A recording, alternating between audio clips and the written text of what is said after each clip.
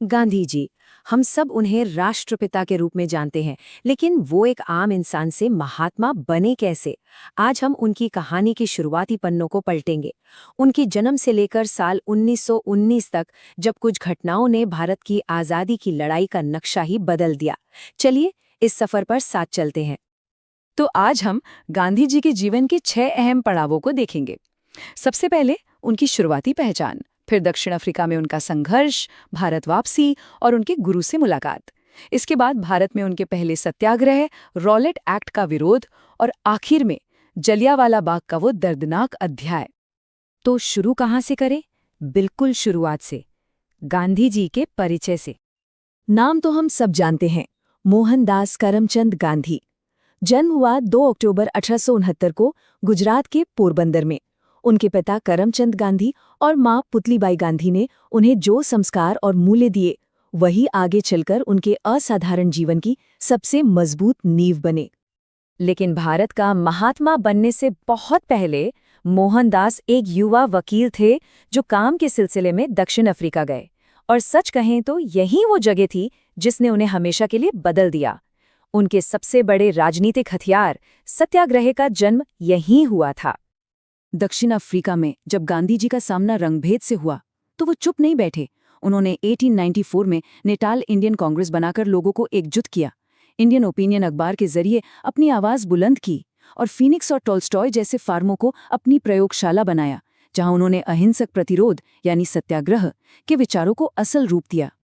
और यहीं पर गांधी जी ने पहली बार अपना वो हथियार आजमाया जो आगे चलकर अंग्रेजी हुकूमत की नींव हिलाने वाला था, सत्याग्रह।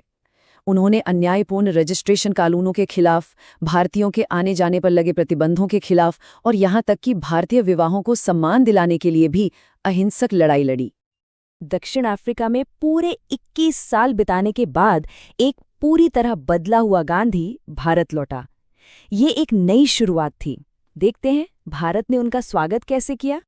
9 जनवरी 1915, ये तारीख इतिहास में दर्ज है। आज भी हम इसे प्रवासी भारतीय दिवस के रूप में मनाते हैं। भारत आकर उन्होंने गोपाल कृष्ण गोखले को अपना राजनीतिक गुरु बनाया और उन्हीं की सलाह पर पूरे 1 साल तक देश का भ्रमण किया, ताकि वो देश की नब्ज को समझ सकें, असली भारत को जान सकें। और फिर 1916 में बनारस हिंदू यूनिवर्सिटी के मंच से उन्होंने पहली बार भारत की जनता को संबोधित किया। अपनी किताब हिंद स्वराज में गांधी जी ने एक ऐसी बात कही जिसने पूरे समीकरण को ही पलट कर रख दिया। उन्होंने कहा कि अंग्रेज हम पर इसलिए राज नहीं कर रहे कि वो बहुत शक्तिशाली हैं, बल्कि इसलिए कि हम भारतीय उनका सहयोग कर रहे हैं। सोचिए, कितना बड़ा आइडिया था ये। यही विचार आगे चलकर असहयोग आंदोलन की जड़ बना। तो भारत को समझने के बाद गांधी जी ने सीधे कोई बड़ा राष्ट्रीय आंदोलन नहीं छेड़ा। नहीं, उन्होंने पहले जमीनी स्तर पर काम किया, स्थानीय मुद्दों को उठाया और यहीं से उनके 3 शुरुआती और बहुत महत्वपूर्ण सत्याग्रहों की कहानी शुरू होती है। पहली कहानी है 1917 के चंपारण, बिहार की। राजकुमार शुक्ल नाम के एक किसान के बुलावे पर वो वहां पहुंचे। मुद्दा था तिनकठिया सिस्टम, मतलब आपकी जमीन का 3/20 हिस्सा, चाहे आप चाहें या न चाहें, आपको उस पर नील की खेती करनी ही पड़ेगी। गांधी जी ने किसानों से कहा, शांति से लेकिन मजबूती से इस अन्यायपूर्ण कानून को मानने से इनकार कर दो। ये था भारत में उनका पहला सविनय अवज्ञा आंदोलन। और इस लड़ाई में उन्हें राजेंद्र प्रसाद और जे.बी. कृपलानी जैसे बड़े नेताओं का साथ मिला और नतीजा जबरदस्त। अंग्रेजी हुकूमत को झुकना पड़ा और 1918 में चंपारण कृषि अधिनियम पास हुआ, जिसने इस क्रूर प्रथा को हमेशा के लिए खत्म कर दिया। इसके ठीक बाद 1918 में गांधी जी अहमदाबाद पहुंचे। यहाँ मामला था मिल मजदूरों और मालिकों के बीच का। मजदूर बोनस और वेतन वृद्धि चाहते थे, मालिक तैयार नहीं थे। तब गांधी जी ने भारत में पहली बार अपना एक और ब्रह्मास्त्र इस्तेमाल किया, भूख हड़ताल। गांधी जी की भूख हड़ताल का असर इतना गहरा हुआ कि मिल मालिकों को समझौते के लिए राजी होना पड़ा। आखिरकार 35% वेतन वृद्धि पर बात बनी। ये सिर्फ पैसों की जीत नहीं थी, ये मजदूरों के आत्मसम्मान और अहिंसक प्रतिरोध की जीत थी।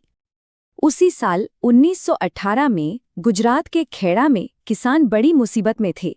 फसलें तबाह हो चुकी थीं, लेकिन सरकार लगान माफ करने को तैयार नहीं थी। गांधी जी का संदेश सीधा था, अगर सरकार आपकी मजबूरी में आपका सहयोग नहीं कर रही तो आप भी टैक्स देकर उसका सहयोग मत करो। ये था उनका पहला असहयोग आंदोलन। तो जरा देखिए, चंपारण में सविनय अवज्ञा यानी गलत कानून को ना मानना, अहमदाबाद में भूख हड़ताल यानी खुद को कष्ट देकर सामने वाले का दिल बदलना, और खेड़ा में असहयोग यानी सहयोग वापस ले लेना। ये 3 छोटी छोटी जीतें नहीं थीं, ये पूरे देश के लिए एक डेमो था कि सत्याग्रह काम करता है।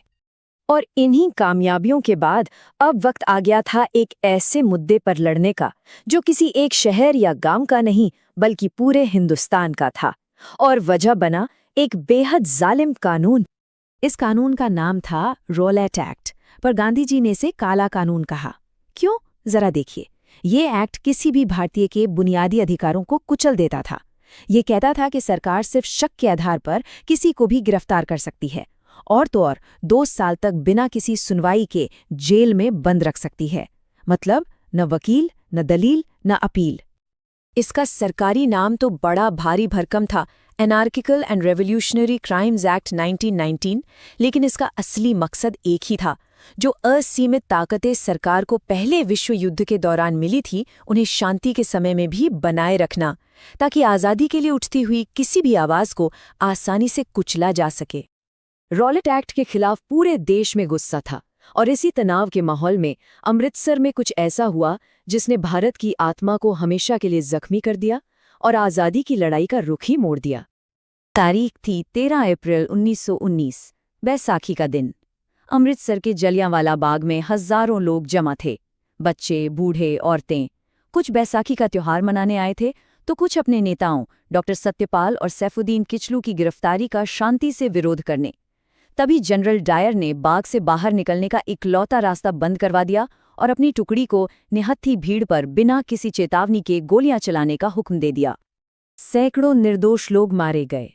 उस एक शाम ने ब्रिटिश राज के न्याय और सभ्यता के नकाब को नोच फेंका, और इसने हमारे सामने एक बहुत बड़ा सवाल खड़ा कर दिया कि इस एक नरसंहार ने भारत के स्वतंत्रता संग्राम के रास्ते को, उसकी सोच को हमेशा हमेशा के लिए कैसे बदल दिया। इस सवाल का जवाब आने वाले कई सालों के संघर्ष में छिपा है। इस पर